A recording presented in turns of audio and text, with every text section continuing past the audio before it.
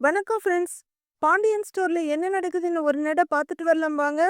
குமரவேல் பயங்கர கோவமா அரிசியோட கழுத்த நெரிச்சுக்கிட்டு இருக்காரு. இன்னைக்கு உன்னை கொல்லாம விட போறது இல்லடின்னு சொல்லிக்கிட்டு, டேய் விடுடா அப்படின்னு அரசு மிரட்டிட்டு இருக்க. அவரு ரொம்பவே நெரிச்சுக்கிட்டு இருக்காரு. இந்தியன் தாத்தா மாதிரி ஸ்டைலா கைய ஒரு முறுக்கு முறுக்கி அந்த கைய கொண்டு வந்து இந்த கையில வச்சு அப்படியே அரசி ஒரு சுழல் சுழண்டு குமரவேலோட கைய மொத்தமா முறுக்கி பெட்ல சாச்சிடுறாங்க. அவரு வலியில ஆன்னு அலறிக்கிட்டு இருக்காரு. கை வலிக்குதுடி அப்படின்னு அவரு கத்த, டேய் என்ன உனக்கு மட்டும்தான் கை இருக்கா? எனக்கும் இருக்கு. நான் நெரிச்சாலும் கழுத்து நெரியும். இந்த மிரட்டுறது, இந்த கொன்னுடுவேன்னு பூச்சாண்டி காட்டுறது, இந்த வேலையெல்லாம் என்கிட்ட வேண்டாம் அப்படின்னு காஞ்சனா பேய் மாதிரி பல்ல கடிச்சிட்டு சொல்றாங்க அரசி. உங்களுக்கெல்லாம் பயப்படுற ஆளா இருந்தா கார்ல கொண்டு வந்து எனக்கு விட்ட இல்ல, அன்னைக்கே அழுதுகிட்டு ஏன் வீட்டுக்கு போயிருப்பேன் அப்படின்னு அரசி குமரவேல் கழுத்தை நெரிச்சுக்கிட்டே சொல்ல, ஏய் விடுடி விடுடின்னு அவர் கத்திக்கிட்டு இருக்காரு. எப்ப இந்த தாலிய கட்டிக்கிட்டு நான் உன் வீட்டுக்குள்ள வந்தேனோ அன்னைக்கே நான் எல்லாத்துக்கும் தயாராயிட்டேன்னு உனக்கு புரியலையா அப்படின்னு கேவலமான ஒரு பார்வை பாக்குறாங்க. ஏய் கைய விடுறி, அம்மா அம்மா அ அப்படின்னு கத்திக்கிட்டு இருக்காரு சின்ன குழந்தைங்களாட்டம். அவங்க அப்பா சொல்ற மாதிரி எரும மாடு மாதிரி வளர்ந்தாலும் எதுக்கும் லாயக்கு குமரவேல். என்னைய பெரட்டலாம், சித்திரவதை பண்ணலாம், அத பார்த்து என் குடும்பத்தை அழ வைக்கலான்னு கனவுல கூட நினைக்காத அப்படின்னு அரசி மிரட்டிக்கிட்டு இருக்க. இவரு அம்மா அம்மான்னு அலறிக்கிட்டு இருக்காரு. முளை பிதுங்கி அவரு ஒரு பயத்தோட கதவை பார்த்துக்கிட்டு இருக்க. புரியுதா அப்படின்னு அரசி கேட்டுட்டு இருக்க. அம்மா அம்மான்னு அவர் கத்திக்கிட்டே இருக்காரு. தொலைஞ்சு போடா நாயேங்கிற மாதிரி அரசி கையை எடுத்துக்க. இருமுன்னு இருமிக்கிட்டே கழுத்து தடவிக்கிட்டு லேசா நிமிர்றாரு குமரவேல். உன்ன உன்ன அப்படின்னு சொல்லிக்கிட்டே கண்ணு மண்ணு தெரியாம போறவரு ஒரு டீப்பாயில இடிச்சு ஃப்ளவர் வாஷ் எல்லாம் கீழே தள்ளிட்டு இருக்காரு. டேய் என்னடா குமாரு கதவை திறடா அப்படின்னு பாட்டியோட சத்தமும் அரசி அரசி அப்படின்னு வடிவோட சத்தமும் கேக்குது. கதவை பலமா தட்டிட்டு இருக்காங்க. குமரவேல் கதவை திறக்க வர அவரை புடிச்ச ஒரு தள்ளு தள்ளிட்டு அரசி கதவை திறந்து விட அங்க பாட்டி வடிவு மாறி ரெண்டு வேல்ஸ்னு எல்லாரும் உள்ளர வர்றாங்க. அப்பத்தா அப்பத்தா அப்படின்னு குமரவேல் தவிச்சுக்கிட்டு இருக்க. என்னடா என்ன ஆச்சு அப்படின்னு கேட்டுக்கிட்டே வர்ற பாட்டி, என்னடா பொருளெல்லாம் இப்படி கலைஞ்சு உடைஞ்சு கிடக்கு, என்ன ஆச்சு என்ன ஆச்சு சொல்லுடாங்கறாங்க.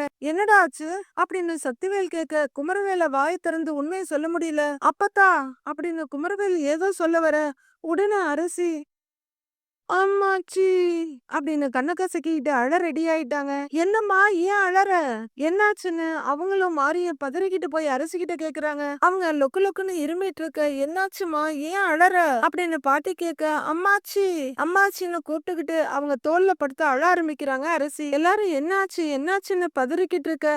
அம்மாச்சி உங்க பேரை என் கழுத்து நெரிச்சு கொல்ல பார்த்தாக அப்படின்னு அரசி சொல்ல எல்லாரும் திக்குன்னு குமரவேல பாக்குறாங்க. என்னது கொல்ல பார்த்தானா அப்படின்னு பாட்டி கேட்க ஆமான்னு தலையாடுறாங்க அரசி அழுதுகிட்டே. ஏம்மா அவன் உன்னக்கா கொல்ல பார்த்துட்டு அவன் எதுக்குமா ஐயோ அம்மான்னு அலறான் அப்படின்னு அவங்க அப்பா கேட்க, அப்பா நம்மளுக்கு ஒரு சப்போர்ட்டுக்கு ஆள் இருக்குன்னு நினைக்கிற குமரவேல் ஆ ஆ கேளுங்கன்னு பயத்துல கைய காட்டுறாரு.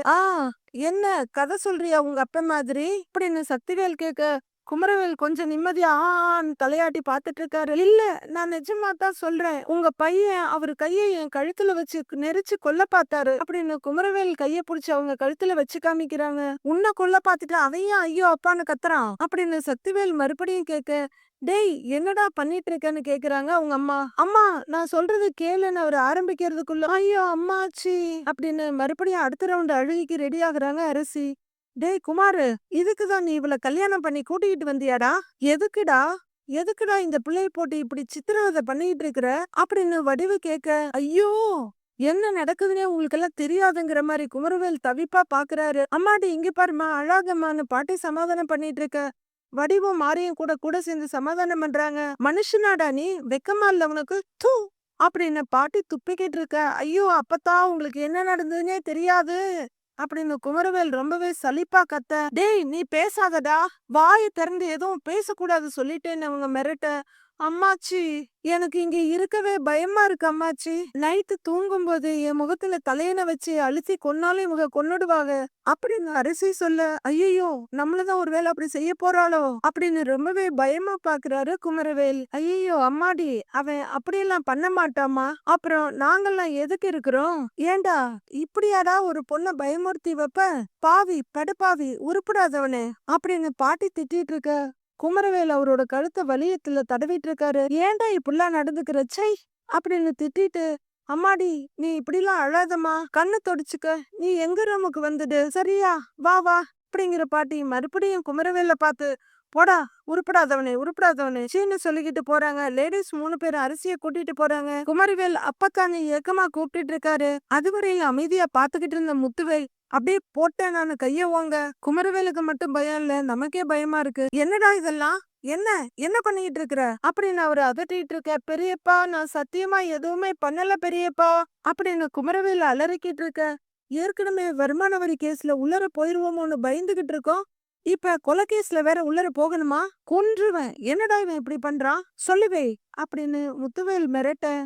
ஆ சரின்னு ரொம்ப பவ்யமா சொல்றாரு சக்திவேல். குமரவேல் ரொம்ப தவிப்போம் பரிதாபமா பாத்துட்டு இருக்க. தொலைச்சிருவேன் உன்னை அப்படின்னு மிரட்டிட்டு முத்துவேல் வெளியே போயிடுறாரு. அது வரையில அடக்கி வச்சிருந்த கோவத்தெல்லாம் ஒரே துப்பா துப்பி, உன்னை எல்லாம் என்ன சொல்றதுன்னு எனக்கு தெரியலடா. ஏண்டா மாட்டிக்காம கேவலப்படாம உன்னால ஒரு சின்ன விஷயம் கூட பண்ண முடியாதடா. உன்னைய என் பையன்னு சொல்லிக்கிறதுக்கு எனக்கு வெக்கமா இருக்குடா. போடாங்க தூ அப்படின்னு மறுபடியும் குமரவேல் முகம் முழுக்க நனையிற அளவுக்கு துப்புறாரு சக்திவேல். அவரும் கைய நீட்டிட்டு கேவலமா திட்டிட்டு போக கை வலி கழுத்து வலின்னு நெளிஞ்சிட்டு இருக்காரு குமரவேல். என்னங்கப்பா இது, ஒரு சீரியல் வில்லனோட நிலைமை இவ்வளவு கேவலமா இருக்கு. பாண்டியன் வீட்ல கதிர் கீழே பாயில படுத்துக்கிட்டு, இதுக்கு வாய்ப்பில்ல, இதுக்கு வாய்ப்பே இல்ல அப்படின்னு காத்துல கலர் கலரா கோலம் போட்டுட்டு இருக்காரு. ராஜு கட்டில்ல படுத்து தூங்கிட்டு இருக்காங்க. இப்படி போச்சுன்னா இது ஓரளவுக்கு வாய்ப்பு இருக்கு. இப்ப யோசிச்சு என்ன ஆக போகுது, யோசிக்கவே வேண்டாம். ஷோ அப்படின்னு புலம்புறவரு குப்புறப்படுத்துக்கிறாரு. யாரு கண்டுபிடிச்சாங்க இந்த எக்ஸாம் எல்லாம்? வேலை மெனக்கெட்டு எக்ஸாம் எழுதி கட்டு கட்டா பேப்பரை திருத்தி வேலை மெனக்கெட்டு அந்த ரிசல்ட்ட நெட்ல போட்டு ஷோ அப்படின்னு மைண்ட் வாய்ஸ்ல சொல்றதா நினைச்சிட்டு அவரு பெருசா புலம்பிக்கிட்டு இருக்க. லைட்ட போட்டு ராஜு எழுந்து உட்கார்றாங்க. திடீர்னு ரூமுக்குள்ள ஒளி வந்த மாதிரி இருக்கு. சாமி ஏதாவது தரிசனம் கொடுக்க போகுதா அப்படின்னு சொல்லிக்கிட்டே கதிர் இப்படியே அப்படியுமா திரும்பி பாக்குறாரு. மல்லாக்க படுத்துக்கிட்டு ராஜு உட்கார்ந்து இருக்கிறது தெரியுது. ஏய், நீ என்ன உட்கார்ந்து இருக்க, தூங்கலையா அப்படின்னு அவரு கேட்க. ஆ நான் நல்லா தூங்கிக்கிட்டு தான் இருந்தேன், நீ தான் காதுக்குள்ள கொசு மாதிரி முணங்கி முணங்கி என்னை எழுப்பி விட்டுட்ட அப்படின்னு ராஜு கடுப்பா சொல்ல. ஓ நான் தானா, சாரி அப்படின்னு அவரும் எழுந்து உட்கார்ந்துடுறாரு.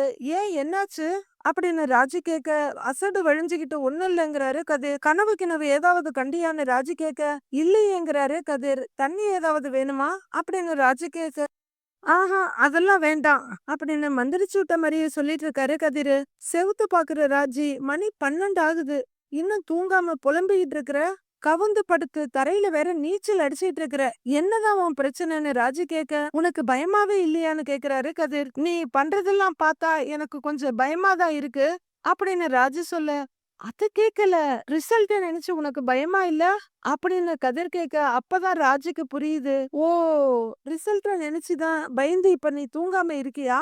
நானும் தான் சரியா பரீட்சை எழுதல, கண்டிப்பா எனக்கும் 2 அரியராவது வந்துடும் அப்படின்னு லாட்டரியில ஏதோ பிரைஸ் வர மாதிரி ஜாலியா சொல்லிட்டு இருக்காங்க ராஜி. நான் என்ன உன்ன மாதிரி புலம்பிக்கிட்டு தூங்காமல இருக்கேன்னு கேக்குறாங்க. நீ எல்லாம் அரியர் வச்சா எங்க அப்பா ஒன்னும் சொல்ல மாட்டாரு. இப்ப பாரேன் அப்படின்னு தொண்டைய கணிச்சுக்கிட்டு, அட இதுல என்னப்பா இருக்குது, இந்த தடவை இல்லண்டா அடுத்த தடவை பாஸ் ஆகிட்டு போறது, முயற்சி பண்ணிக்கிட்டே இருக்கணும்ப்பா, முயற்சி பண்ணினா இந்த உலகத்துல முடியாததுன்னு எதுவுமே கிடையாது அப்படின்னு பாண்டியன் வாய்ஸ்ல கதிர் பேசி காமிச்சுக்கிட்டு இருக்க. ராஜி விழுந்து விழுந்து சிரிக்கிறாங்க. ஓ நீ மிமிக்ரி எல்லாம் பண்ணுவியா அப்படின்னு ராஜி சந்தோஷமா கேட்டுட்டு இருக்க. முழுசா கேளு, இதுவே நான் அரியர் வச்சேன்னு வச்சுக்கோயேன். இல்லை கதிரு, மனுஷனாடா நீயே, கொஞ்சமாவது வாழ்க்கையில முன்னேறணுங்கிற நினைப்பே இல்லையாடா உனக்கு? பேச்சு மட்டும் வாய்கிலேயே பேசுற, செயல்ல ஒன்னையும் காணோம். ஏண்டா இலை, நீ எல்லாம் எப்படிடா உருப்பிட போற அப்படின்னு கதிர் அப்படியே இமிட்டேட் பண்ணி காமிக்க. ராஜி சிரின்னு சிரிச்சிட்டு இருக்காங்க. இப்படிதான் திட்டுவாருன்னு அப்படின்னு கதிர் பரிதாபமா சொல்ல, ராஜி இன்னமும் சிரிச்சிட்டு, பரவாயில்ல கைவசம் வேற நல்ல தொழில் வச்சிருக்க, மிமிக்ரி பண்ணியே சம்பாரிச்சிடலாம் போல இருக்கே. ஆமா நீ யார் வாய்ஸ் எல்லாம் பேசுவேன்னு கேக்குறாங்க ராஜி. நான் என் சோகத்தை சொல்லி புலம்பிக்கிட்டு இருக்கேன், உனக்கு நக்கலா இருக்கா அப்படின்னு கதிர் சங்கடமா கேட்க. நீ நல்லா தான் பரீட்சை எழுதியிருப்ப, உனக்கு கண்டிப்பா நல்ல மார்க் தான் கிடைக்கும் அப்படின்னு ராஜி சொல்ல. வாய்ப்பே இல்ல, கண்டிப்பா அரியர் தான் வைப்பேன் அப்படின்னு கதிர் சொல்ல, சரி அதான் தெரியுதுல்ல. அப்புறம் என்ன பேசாம படுத்து தூங்க வேண்டியது தானே அப்படின்னு ராஜி கேட்க, தூக்கம் வரமாட்டேங்குதே அப்படின்னு கதிர் சொல்ல, படிக்கிற நேரத்துல ஒழுங்கா படிச்சிருக்கணும்னு ராஜி சொல்றாங்க. ஏய் சும்மா எங்க அப்பா மாதிரி எல்லாம் என்கிட்ட பேசாத அப்படின்னு கதிர் சொல்ல, இங்க பாரு இத நான் எனக்கும் சேர்த்துதான் சொல்லிக்கிட்டு இருக்கேன். படிக்கிற நேரத்துல படிக்கல, கோட்டை விட்டாச்சு. இனிமே கவலைப்படுறதுல எந்த ஒரு பிரயோஜனமும் இல்ல. பேசாம படுத்து தூங்குங்கறாங்க ராஜி. தூக்கம் வந்தா நான் ஏன் தூங்காம இருக்கேன் அப்படின்னு கதிர் சொல்ல, வேணும்னா ஒரு வேலை பண்றியாங்கறாங்க ராஜி. 100ல இருந்து 1 வரைக்கும் தலைகீழா என்ன தூக்கம் வந்துடும் அப்படின்னு ராஜி சொல்ல, நான் தலைகீழா நின்னு என்னனுமா ஆ அப்படின்னு கதிர் கொஞ்சம் அதிர்ச்சியா கேட்க, கண்டிப்பா அப்ப நீ எல்லா பாடத்திலயும் அரியர் தான் வாங்க போற அப்படின்னு ராஜி சொல்ல, புரியாம பயமோ கலக்கமுமா பாக்குறாரு கதிர். இல்ல இல்ல ஏன் இப்படி எல்லாம் பேசுறேன்னு அவரு கேட்க, பின்ன 100, 99, 98ன்னு தலைகீழா என்ன சொன்ன அப்ப தூக்கம் வரும்னு ராஜு சொல்ல, ஓ அப்படின்னு கதிர் பாத்துட்டு இருக்க. நீ என்னவோ பண்ண போன லைட் ஆஃப் பண்ணிட்டு படுத்துட்டாங்க ராஜி. படம்னு சொல்லிட்டு அவங்க படுத்துட்ட, வேற வழி இல்லாம படுத்துக்கிட்டு சீலிங்க பாத்துக்கிட்டு இருக்க கதிர் மறுபடியும் புலம்ப ஆரம்பிச்சிடுறாரு. இவன் என்ன இப்படி சொல்றா, தூக்கம் வருமா, சரி ட்ரை பண்றதுல என்ன இருக்கு அப்படிங்கிற கதிர் 100, 99, 98ன்னு சொல்றவரு கரெக்டா என்றனா, ஆ ராஜி ராஜி ஏய் உன்னதான் ராஜி அப்படின்னு ராஜியோட தூக்கத்தையும் கெடுக்கிறதுக்கு முயற்சி பண்றாரு. ஆனா ராஜி எழுந்திருக்கல. அதுக்குள்ள தூங்கிட்டாளா? யார்கிட்டயாவது வரம் வாங்கிட்டு வந்திருப்பா போல இருக்கு. இன்னைக்கு நமக்கு சிவராத்திரி தான். சரி எண்ணி பாப்போம். 99, 98, 97, 90 அப்படின்னு சொல்லிக்கிட்டே தூங்கிடுறாரு கதிர்.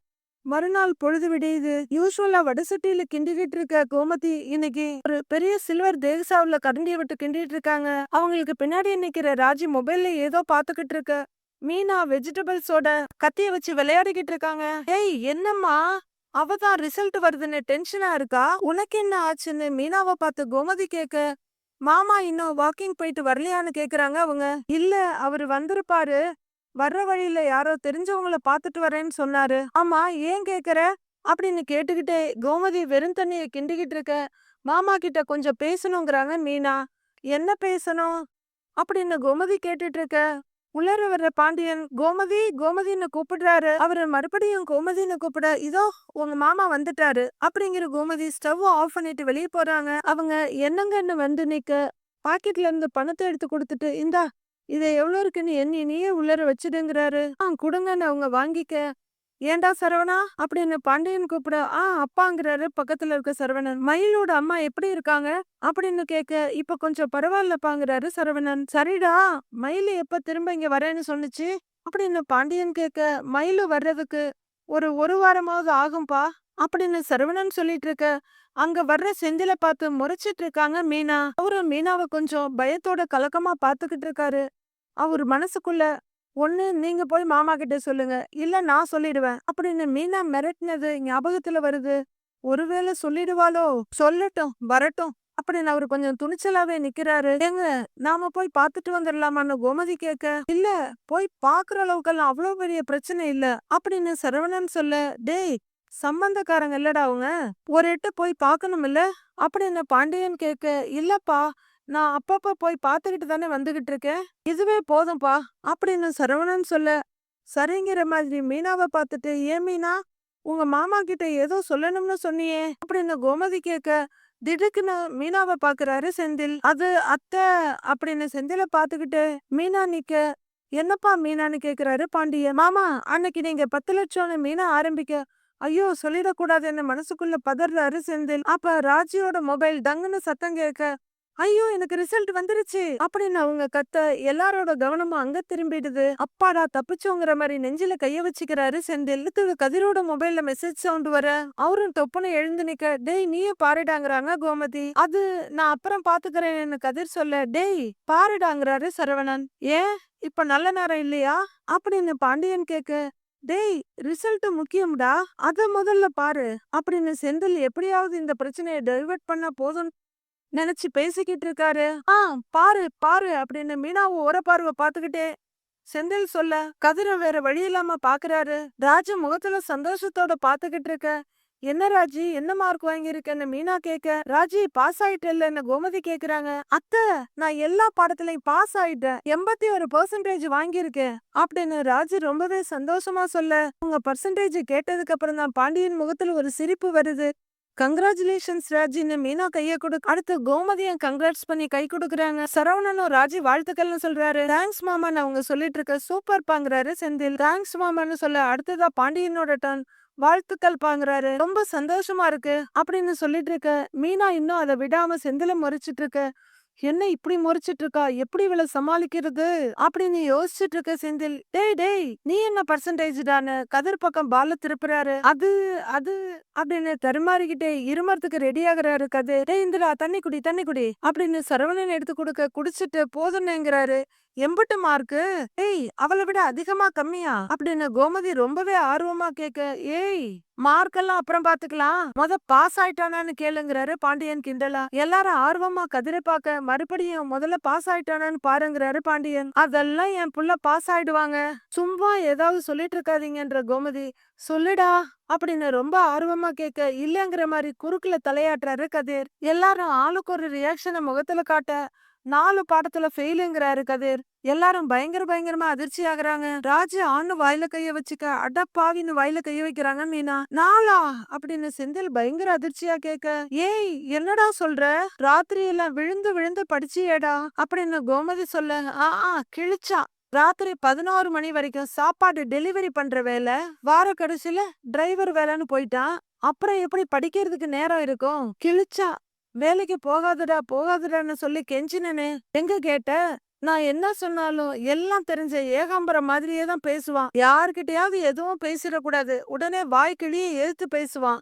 படிச்சோம், பாஸ் பண்ணோம், ஒரு காரியத்தை பண்ணோம், அதை நல்லபடியா முடிச்சோன்னு எதுவும் கிடையாது அப்படின்னு பாண்டியன் கிடைச்சதுடா சான்ஸ்னு கழுவி ஊத்திக்கிட்டு இருக்காரு. அப்பா, தம்பியை திட்டாதீங்கப்பா, அத்த எல்லா செமஸ்டர்லயும் அவன் பாஸ் ஆயிருக்கான் இல்லப்பா அப்படின்னு சரவணன் சொல்ல. ஆமாமா, ஏதோ பெருசா மார்க் எடுத்து பாஸ் பண்ணின மாதிரி சொல்ற, ஏதோ தட்டு மாதிரி ஒரு சிலதுல பாஸ் பண்ணிக்கிட்டு இருந்தா, இப்ப அதுவும் போச்சு. எல்லா விஷயத்திலயும் நான் என்ன பேசினாலும் பதிலுக்கு பதிலு பேச வேண்டியது, வாய்க்கிளி எழுத்து பேசுவான். அதே முக்கியத்துவத்தை படிப்புல கொண்டு போய் காட்டியிருந்த நான் பாஸ் பண்ணிருப்பல்ல, என்னைய சொல்லணும் முடி, இவெல்லாம் நல்லா வந்துருவான்னு நான் கனவு கண்டுட்டு இருந்தேன்ல, அது ஏன் தப்பு, தள்ளு போ, உன் பிள்ளைய நீயே கட்டிக்கிட்டு அழுவு அப்படின்னு புலம்பிக்கிட்டே பாண்டியன் உளர போயிடுறாரு. என்ன அரை நாளாவது திட்டுவாருன்னு பார்த்தா 5 நிமிஷத்துல முடிச்சிட்டாரு அப்படின்னு ஷாக் ஆகி நிக்கிறாரு கதிர். ஐயோ கடவுளே, ஏதோ கதிர் ரிசல்ட் வந்ததுனால இன்னைக்கு ஏன் ரிசல்ட் கொஞ்சம் தள்ளி போயிருக்கு அப்படின்னு நிம்மதியா செந்தில் மூச்சு விட்டுட்டு இருக்க. அவரை முறைச்சுக்கிட்டு நிக்கிறாங்க மீனா. என்னடா பாரு, அவளை எம்பட்டு நல்ல மார்க் வாங்கி இருக்கிறா அப்படின்னு கோமதி சொல்ல, ராஜியோட சந்தோஷம் எல்லாமே காண போயிருக்குது. நீ பாஸ் ஆவது ஆயிருக்கலாம்லப்பா அப்படின்னு கோமதி கேட்க, அம்மா அதெல்லாம் அடுத்த செமஸ்டர்ல அவன் பாஸ் ஆயிருவாமா, காலேஜ் ஃபர்ஸ்டா கூட வருவான், நீ வேணா பாரு. ஏடா கதிரு, ஃபர்ஸ்டா வந்துருவல்ல அப்படின்னு சரவணன் கேட்க, அப்படின்னு கதிர் தலையாட்ட, அதானே அப்படின்னு சரவணன் சொல்றாரு. போடா, ஃபர்ஸ்டாலாம் ஒண்ணும் வர வேண்டாம், பாஸ் ஆனாலே போதும்ல அப்படின்னு கோமதி சொல்லிட்டு இருக்கா. அதெல்லாம் விடுமா, பாஸ் ஆயிடுவான் என்னடா அப்படின்னு மறுபடியும் கேட்க, அவர் அப்படியே நின்னுட்டு இருக்காரு. அந்த பக்கமா போற கோமதி, ராஜி நல்ல மார்க் வாங்கி இருக்கு, என் தங்கம், என் செல்ல குட்டி அப்படின்னு ராஜியோட கண்ணத்தை தடவி நெட்டி முறிச்சிட்டு இருக்காங்க. பாத்துக்கலாம் விடுறா, அடுத்த தடவை வாங்கிக்கலாம் அப்படின்னு சரவணன் கதிரை சமாதானம் பண்ணிட்டு இருக்காரு. கதிர் ராஜிய பாக்க அவங்களும் கொஞ்சம் அன்னீசியா கதிரை பாத்துக்கிட்டு இருக்காங்க. அரசி அவங்க மொபைல வச்சு தலைக்கு மேல கும்பிட்டுக்கிட்டு இருக்காங்க. கடவுளே, எல்லா பாடத்திலயும் நல்ல மார்க் வந்திருக்கணும் அப்படின்னு சொல்லிக்கிட்டே போர்ட்டலை ஓபன் பண்ணி பாக்க அவங்க முகம் சிரிப்புல அப்படியே பயங்கரமா மலர்ந்துருது. உடனே தேங்க்ஸ் கடவுளேன்னு சீலிங்க பார்த்து சொல்றாங்க. அம்மா அப்படின்னு கூப்பிடுறவங்க அப்புறம் தான் ஞாபகம் வந்தவங்கள நாம வேற இடத்துல இருக்கோம்னு தோணுது. யார்கிட்ட இந்த சந்தோஷத்தை பகிர்ந்துக்கிறதுன்னு யோசிக்கிறவங்க அம்மாச்சி கிட்ட சொல்லலாம் அப்படின்னு சொல்லிக்கிட்டே ரூமை விட்டு வெளியே வர்றாங்க. கீழே மாறி தோட்டத்துல காய்கறிகள்லாம் வீணா போகுது, அத அக்கம் பக்கத்துல யாருக்காவது எடுத்து கொடுத்துடுன்னு பாட்டி சொல்லிட்டு இருக்காங்க. சரிங்க, நான் கொடுத்துடுறேன்னு மாறி சொல்ல, அப்புறம் வடிவு ஜவ்வரிசி வத்தல் போடணும்னு சொன்னா அது அப்படின்னு பாட்டி சொல்லிட்டு இருக்க. அப்பதான் பக்கத்துல வந்து நிக்கிற அரிசிய பாக்குறாங்க. என்னம்மா பூனை மாதிரி வந்து நிக்கிற அப்படின்னு பாட்டி கேட்க, என்னாச்சுமான்னு மாரியும் கேக்குறாங்க. மறுபடியும் குமார் ஏதாவது பிரச்சனை பண்ணனானா, அடிக்க கிடிக்க ஏதாவது வந்தானா அப்படின்னு மாறி கேட்க, அதெல்லாம் இல்ல அப்படின்னு அரிசி சொல்லிட்டு இருக்கவே, இங்க பாரு அவன் ஏதாவது அப்படி பண்ணுனா உடனே வந்து என்கிட்ட சொல்லு, நான் கேக்குறேங்கிறாங்க மாறி. அவங்கெல்லாம் எதுவும் பண்ணல அத்த அப்படின்னு சொல்ல சரின்னு தலையாட்டுறாங்க மாறி. எனக்கு ரிசல்ட் வந்திருக்கு அம்மாச்சி, நான் அதை சொல்லதான் வந்தேங்கிறாங்க அரசி. அப்படின்னு மாறிய ஒரு பார்வை பாக்குற பாட்டி. பாஸ் ஆயிட்டியான்னு சந்தோஷமா கேக்குறாங்க. ஆமா அம்மாச்சி, எல்லா பாடத்திலையும் 80 மார்க்குக்கு மேல வாங்கி நான் பாஸ் ஆயிட்டேன் அப்படின்னு அரசி சொல்ல. அப்படியா, வா வா வா வா அப்படின்னு கையில இழுத்து அவங்க கன்னத்தை தொடச்சு நெட்டி முறிக்கிறாங்க. ராசாத்திய ராசாத்தின்னு, அம்புட்டு நல்லா படிக்கிற பொண்ணா நீயே அப்படின்னு மாறிய ஆச்சரியமா கேட்க, ஏதோ ஓரளவுக்கு படிப்பேன் அப்படின்னு அரசி சொல்ல. ம் இதுதான் ஓரளவுக்கு படிக்கிறதா, நல்ல மார்க் வாங்கியிருக்காத்த அப்படின்னு மாறி சொல்லிட்டு இருக்கவே குமரவேல் அங்க வர்றாரு. ஒரு செகண்ட் நின்னு பாத்துட்டு அவர் பாட்டுக்கு போயிட்டு இருக்க. டேய் குமாரு அப்படின்னு மாறி கூப்பிட பக்கத்துல போய் நிக்கிறாரு. இன்னைக்கு அரசிக்கு ரிசல்ட் வந்திருக்குடா, நல்ல மார்க் வாங்கி பாஸ் பண்ணிருக்குது இந்த புள்ள அப்படின்னு மாறி சொல்லிட்டு இருக்க. இதுக்குதானா அப்படிங்கிற மாதிரி குமரவேல் பாக்க. இது ரொம்ப அவசியமாக்கும்னு அரசி திரும்புறாங்க. ஏண்டா உன் பொண்டாட்டிக்கு ரிசல்ட் வந்திருக்கு, நல்ல மார்க் வாங்கி பாஸ் ஆயிருக்கா, நீ என்னடானா எனக்கு என்னன்னு அப்படியே வந்து நிக்கிற. டேய் வாய திறந்து ஒரு வாழ்த்து சொன்ன என்ன குறைஞ்சா போயிட போற, சண்டை போடுறதுக்கு மட்டும் நல்லா பறிஞ்சு கட்டிட்டு வருவல்ல. டேய் நீ எல்லாம் என்ன ஆளுன்னே தெரியலடா அப்படின்னு பாட்டி பயங்கரமா வறுத்து எடுக்கிறாங்க. குமரவேலுக்கு டைம் ரொம்பவே மோசமா இருக்குது. எல்லா பக்கமும் முத்து வாங்கிட்டு இருக்காரு. குமரவேல் திரும்பி போக 2 எடுத்து வைக்க. டேய் நான் பேசிக்கிட்டே இருக்கேன், நீ போய்கிட்டே இருக்க, போ இந்த பிள்ளைய கோவிலுக்கு கூட்டிட்டு போயிட்டு வா அப்படின்னு பாட்டி சொல்ல. எதுக்குன்னு வெறுப்பா கேக்குறாரு குமரவேல். கோவிலுக்கு எதுக்கு கூட்டிட்டு போவாங்க, சாமி கும்பிடதா, போ கூட்டிட்டு போயிட்டு சாமிக்கு ஒரு அர்ச்சனை பண்ணிட்டு வா அப்படின்னு பாட்டி சொல்ல. அரசி சந்தோஷமா பாக்குறாங்க. குமரவேல் கொலவெறியோட பாத்துட்டு இருக்காரு. கூட்டிட்டு போடான்னு சொல்றேன் இல்ல அப்படின்னு பாட்டி மறுபடியும் மிரட்ட. குமரவேல் அரசியும் முறைக்க. அரசி குமரவேல கிண்டலா பாத்துட்டு இருக்காங்க. மீதி என்ன நடக்குதுன்னு மண்டே பார்க்கலாம் friends. Have a happy weekend. Thank you so much.